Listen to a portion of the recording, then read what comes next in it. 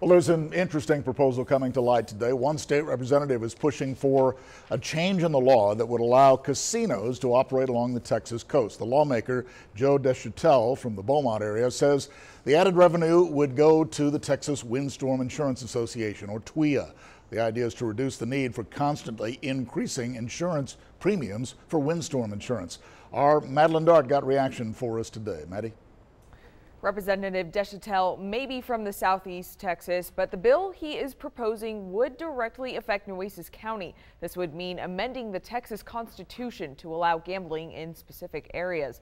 And this would allow casinos in Nueces, Galveston, and Jefferson counties. Local Representative Todd Hunter says before any decisions on the bill are made, they have to look at the potential revenue benefits from casinos to wind and storm insurance. That will trigger on whether you got to look at revenue measures or can you sustain what you have in the budget.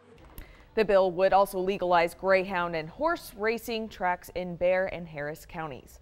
And right now, there are not any estimates on what % of the money would go to TWIA. The bill will be discussed in the upcoming legislative session in the new year. Joe? Interesting. Okay, Maddie, thank you.